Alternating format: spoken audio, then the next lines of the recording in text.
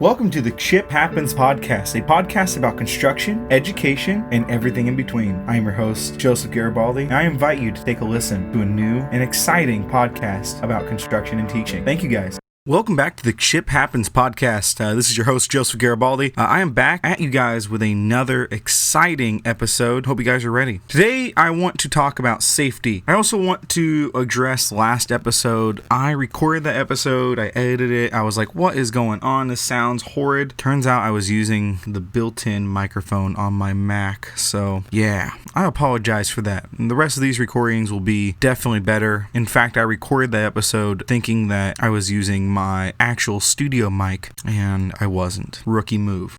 So, like I said, today I want to talk about safety in the shop, common safety accidents, how to avoid safety accidents. I want to talk about a couple stories, and then what we do in the event of an accident. I also want to talk about safety certifications. Now, certifications are going to be a completely different episode, but I see this one coming up a lot, and I kind of want to address it and talk about it, and kind of give you my opinion on certifications for students. All right, let's get into it. Start from the top. Let's talk about what I do to teach safety. Mainly, I teach the OSHA standards. So OSHA is the Occupational Safety and Health Administration. They are basically in charge of making sure the employer is taking the safety and the health of their employee seriously. Now, I cannot even begin to count the times I've heard my dad and grandpa say, "That damn OSHA is going to come down to this job site and shut us down." Now, they don't talk in a southern accent. That was a lie. I apologize. But they did talk about OSHA caused, I wouldn't say problems for them, but it made them do things safer. Not saying they were being dangerous or anything. OSHA just makes you really take the safety seriously. So I teach their basic standards. I teach decibel levels. We teach safety colors, the fire triangle,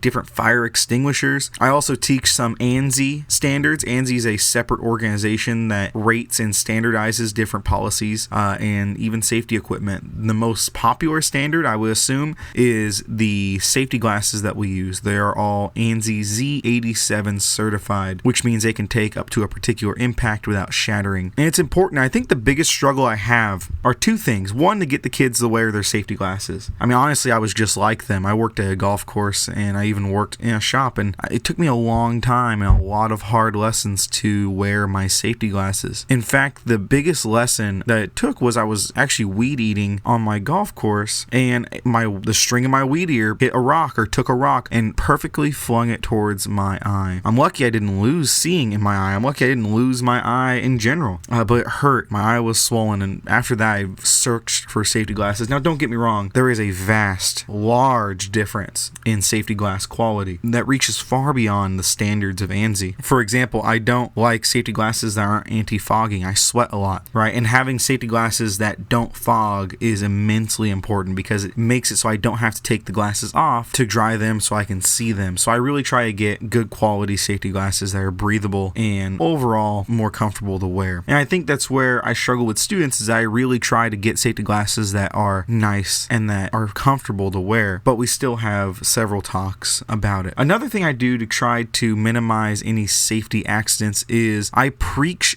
hazard recognition. I preach that recognizing hazards is the most important step for safety. Now, I know what you're thinking. A lot of teachers, honestly, I haven't really seen a lot of teachers teach hazard recognition, recognizing hazards before they happen, right? They teach the safety colors, they teach the fire triangle, they teach all that stuff. But what they don't teach is how or when to stop, right? When to look, when to assess the situation, and when to get someone more, I wouldn't say professional, but more knowledgeable involved. And that's what I do. I try to do that in a variety of ways. We take a shop tour in the middle, or not the middle, but in like the first part of the week. We take a shop tour and we will kind of look at tools, look around, right? It's just a general tour. But then we take another tour, and that tour is specifically about safety. What safety procedures or safety colors or even safety devices I have in my shop. And then what am I missing? What are some things that are not safe that you need to pay attention to that are hazards? And I think we really miss that. We really don't teach that. Also, I show videos. The most popular one is a Harlem Shake video I show with these kids on a car and they're dancing. They're definitely their mom's car, but they decide they're going to put some gas down and light the gas on fire when the beat drops in the Harlem Shake, and they do like a different kind of dance. It like starts out tame and then it gets all crazy, and they light the car on fire. Now the fire was definitely going to burn out, but then they decided they were going to put water on a gasoline fire. And in case you didn't know this, water and gas don't mix. Gas is flammable, it lights on fire, but when you throw water on it, the gas separates. It's almost like throwing water into oil if you ever did that at home, or if you ever went to a fancy Italian restaurant where they do that vinegar and oil mixture, right? And it doesn't mix. Right? Oil doesn't like water, so it separates. So what happens is they throw water on this gas fire and it separates into tiny little droplets. But guess what? Those tiny little droplets are now on fire. And then they decide they're going to beat the fire with a towel. Very confused on that one. I didn't understand the logic, but I guess when you're in that situation, when we live in the stop, drop, and roll generation, they just decide they're going to beat the fire with a towel and fan the flames. So I teach not to do that, right? I teach to be safe. I teach to be clear in the moment, and we really try our hardest to be clear in the moment. One of my biggest stories for recognizing hazards and stories of accidents comes in the summer I first started teaching. I was really excited. I was a brand new teacher in a big shop, and I was basically told, you can buy whatever you want. Give us the list. We're going to get this shop up and rolling, and whatever you want, we're going to get it. Now, I didn't know. I was a young kid. I mean, I still kind of am a young kid at this particular point, but I didn't quite understand the power that meant. So I went out and bought all the dream tools I could possibly buy that was sold by Home Depot. I couldn't buy anything else. Well, I guess I could. Now I look back on it. I definitely could have bought from different vendors and such. But I went and bought all these tools, and one of the biggest tools I bought was a brand new table saw. In fact, the old table saw that was here had to be from the 50s. It had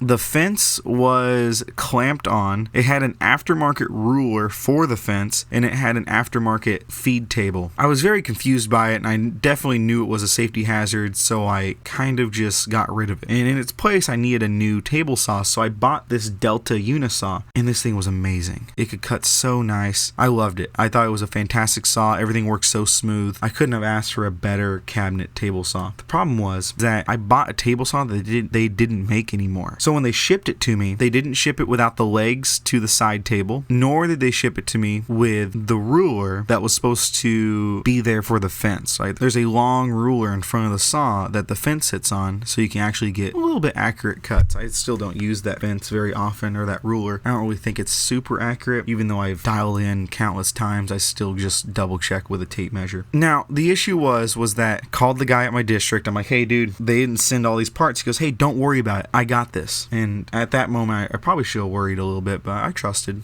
Anyways, 3 weeks later, I get a phone call. Hey, so that saw, they don't make anymore. We're going to have to ship it back, and they're going to refund us, and we'll buy a new saw. So I'm like, oh man. So I was in love with this saw. They didn't make it anymore, so I had to find a different saw. So I bought this Jet 3 horsepower saw. Still a nice saw. I use it almost daily. The problem with this saw is that I didn't really know this at the time, but when they ship a saw out to you, they do not typically include plugs, right? Just like a dryer, how you have to add your own dryer plug to it. The same thing goes with saws, because they don't understand, or they don't know the exact setup you have, and it's up to the dealer to hook you up and get you all rolling and ready to roll when the installation comes. I didn't have any of that. I bought it through Home Depot, which is probably my first problem, but I digress. Anyways, so I had this plug. I kind of knew what it was. It was a NEMA. It was a NEMA 16 or 620R. I'm sorry, that's what it was. It was a 620R, and I decided, you know what, I can wire this up. Like I'm good with colors. I'm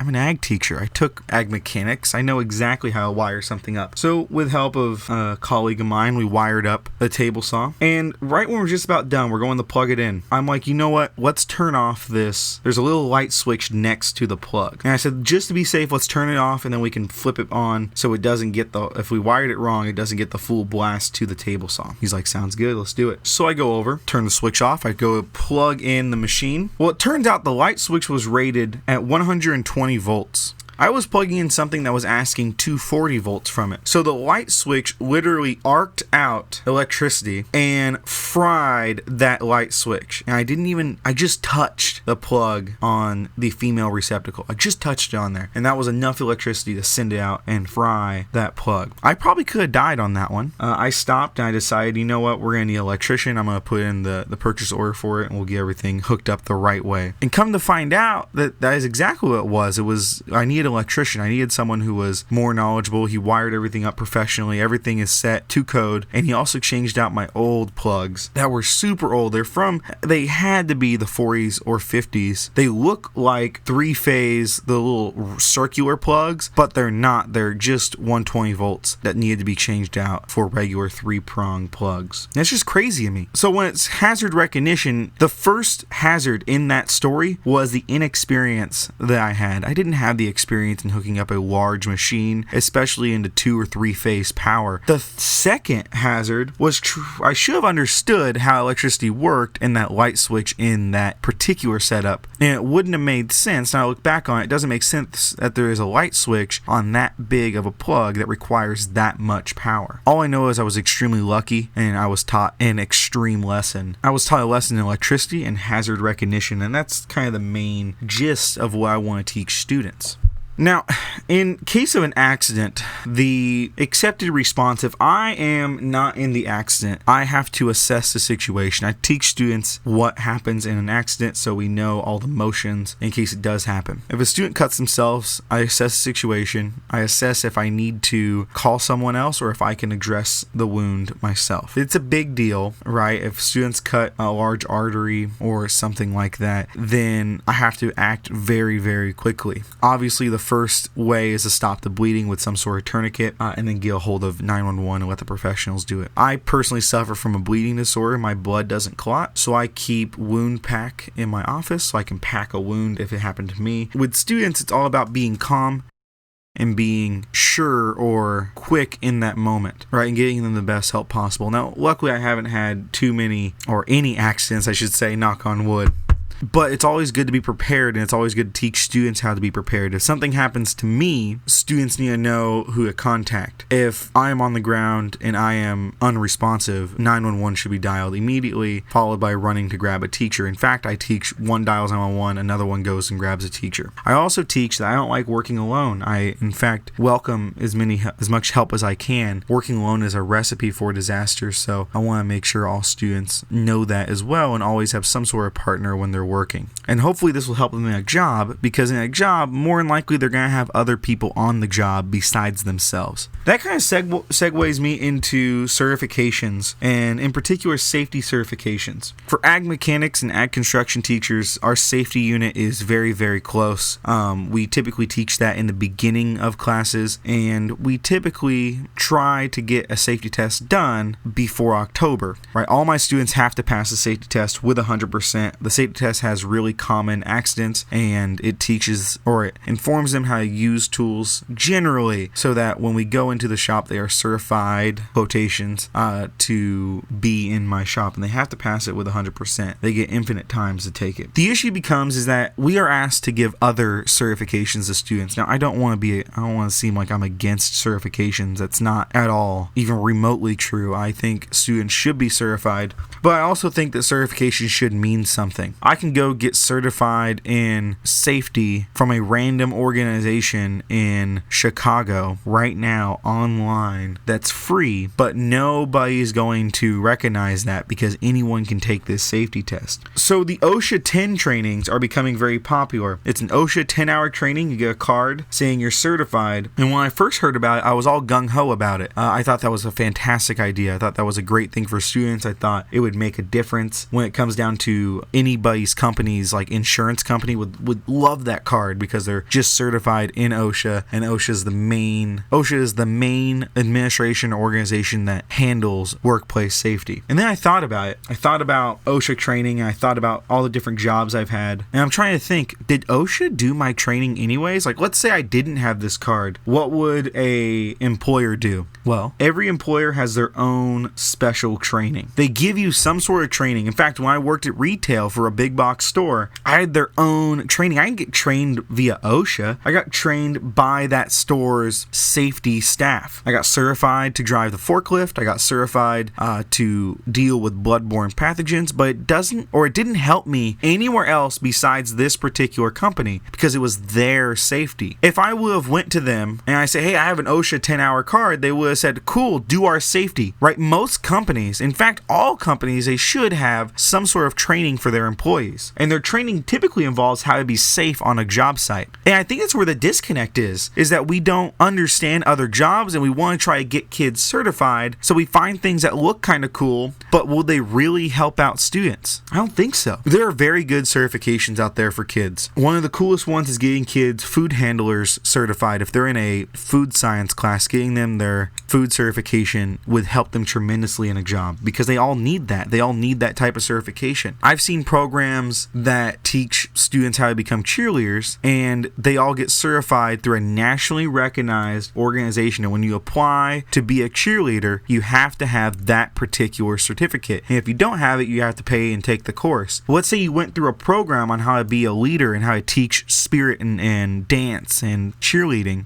And then at the very end of the course, they make you take the certification test and get you certified to be a cheerleader. All these are fantastic ideas, but there's really none out there for construction. Construction and ag mechanics is a very vast and different landscape. I mean, we talk about plumbing, electrical, framing, building, roofing. We talk about so many different industries that all have different safety standards. A plumber is not necessarily going to teach the same exact safety standards as an electrician, nor will that electrician teach the same exact standards as a tile contractor or a concrete contractor. So when we try to get certifications, we're missing all these different parts. And I think safety is probably the best one, but even then, I have yet to find a company that has gone crazy over OSHA 10 training. I have yet to find a company that prefers OSHA 10 training over their own in-house training. Now, I might be wrong. I welcome any sort of tweets or any sort of comments informing me of companies that do, because I'll admit I am a little bit ignorant in this. I don't know. But when I do ask questions, I get weird looks and I get the same sort of feeling that they don't really care about these trainings or these certifications. Now, in a later episode, I want to talk about certifications and I want to talk about different ones that are offered, and I want to look through them and kind of analyze them and say what I think about them. But when it comes down to safety and teaching kids how to be safe, I think it's a lost cause. Until this industry changes as a whole, we won't be able to certify kids with a blanket certification. That's just not the way it is. Construction and building things is primal. It is the oldest job and oldest skill that we teach. So making changes like that is earth-shattering. So what do? Well, I keep teaching safety, I keep teaching how to recognize hazards, and I keep preparing kids for a job. Understanding how to be safe and understanding how to reduce risk is the most important skill you can teach. I would almost bet that it's even more important to teach that skill or those sets of skills more than any other skill I teach in my classes, and that includes framing, that includes measuring, using a saw, that includes all of that stuff. Now, those are all solid skills. I'm not knocking those skills at all. But when it comes to being safe and understanding when a hazard or when an accident might happen, that is the most incredible skill, and I think all students benefit from that. So I teach it, I live it, and I model it in my classes, and that's all really you can ask me or anyone to do. I want to leave you guys with one more story. This is probably the worst story that's happened to me at this particular time, and I have a bunch more, but I'll leave you with this one. Right before COVID hit, we're working on a project. We're making a planter box. Prior to this, we made a birdhouse. We made it out of cedar wood. Now, I left this particular part out because it was supposed to be a learning activity. Cedar does not take nails very well, so you need to pre-drill the holes, but I didn't tell the kids to pre-drill their holes. However, if they paid attention to the lesson, they would know that nailing is not a strength or is not something that cedar is good at. So, most of their birdhouses failed, but a couple kids did catch on. The next time, we used that as a learning experience. Next time, we're going to use these cedar planks to make a planter box. And it was actually going very well. I'm actually really happy with that project. Every single one of my students succeeded with that. So, when it was coming time, one class to clean up, and this class in particular, I had a very hard time trusting. We have haven't built very many projects together because if I don't trust you, I can't go into the shop with you. So what I did was I dismissed the class. We were cleaning. Everyone has their kind of own job that they have to clean for. They have to clean around their tables, and then each student has a station they have to clean, and that's their responsibility. This class think it's really cute and really funny to nail pieces of wood to my desk or one of the desks out there where we keep all the scrap pieces. So I'm sorting through these pieces and I'm trying to find what pieces are still usable, because if you just tell a kid to do that, he's going to throw all the pieces away because in his mind nothing's usable. So I'm sorting through, is this usable, throwing it away or putting it into a pile, and I come across this board that's nailed to the table. Class is running out. I'm in a little bit of a hurry, so I go to pull the piece of wood off of the table. It's not nailed very hard into the table, it's just lightly nailed in. There's another piece on top of the wood. What I didn't know is that other piece is set on a nail that is pointed upwards. So instead of all the nails pointed down to bring the board to the table, it was pointed the other direction facing up, and another piece of wood was just sitting on top of it. So when I yanked the nails off of the wooden table, the board that was just sitting on top of the nail slipped down, and that nail went right into my hand, right in the middle of my hand. It went all the way through to the top, and it pushed my skin up. If I would have taken like my knife or another piece of wood and just tapped on it, I'm sure it would have went through all the way. Now at that moment, I pull up my hand. All the kids are kind of going back into the classroom. I pull up my hand, and there is just a piece of wood sticking out of my hand with a nail attached to it. So my hand has been essentially nailed to the piece of wood. So I do what you're not supposed to do. I pull the nail out of my hand. I scream, and then I go back into my classroom to discipline my students because it was a deliberate booby trap situation. They were not trying to get me hurt necessarily, but I'm sure they were trying to get one of their friends hurt. I'm sure they were trying to set up that board to hurt someone else. It was just set up perfectly. So what I did was I went in and I did not curse at them. I didn't say anything bad. I just told them that I was disappointed in them and it was shameful that they want to get people hurt, and that I really have to think a long time if they deserve to be back in that shop. After that whole situation, I had to get the wound dressed. I had to get everything kind of settled. It was a very weird experience. My hand hurt for the next like 2 days after that. All the muscles kind of healed. I'm lucky I didn't hit a tendon. I'm lucky I didn't hit any sort of arteries or veins or anything that might be in the hand. But what I missed was there was a hazard there. I should have used a tool to pull the board off the table instead of my hands. I didn't recognize that hazard because I was in a hurry. I was quickly moving things and trying to get kids back into the classroom so that we can address that day and kind of talk about different things that went on and what we could do differently the next day, kind of close out the day on a good note. So I was in a hurry to get this done, and that was the problem, is that I was hurrying. So because of this, a nail went into my hand. We owe it to our kids to teach them how to be safe. We owe it to our kids to teach them how to be responsible in the workplace. In this shop, a high school shop, is the perfect place to explore and to get these hard lessons taught. Because if someone did that in the workplace to their employer or to a fellow coworker, they're potentially getting fired, maybe even some charges brought against them. But the students were scolded. We addressed it. We talked about it. We moved on. But I never forgot. I knew that there were some kids in that class who weren't ready. So the next time we built a project, only certain students got to go out. Only if they completed their work for the week. My shop is almost a safety hazard. A lot of shops are, but it's a privilege to be out there. It's a privilege to work in the shop. And students need to understand that and respect that. And I think by teaching safety and being strict in how you teach safety and having the same standards, safety glasses on. If the noise level gets too loud, we have to wear hearing protection. Offering those hearing protections for students who might have sensitive ears. I give out free safety glasses. If you pass my safety test, you get a free pair of safety glasses. There is no excuse not to be safe, and there's no excuse for a teacher to not teach safety. It is that much important. It is so important. It is the difference between an injured student and a student who is learning a skill. I hope you guys enjoyed this podcast. We're going to go to our outro in a minute, but I want to give you guys another round of thanks. I hope this quality is a lot better. It sounds pretty good. I'm happy with the content. I will see you guys next Thursday. This has been an episode of the Chip Happens podcast. Thank you all for listening, and I will catch you next week with another exciting episode.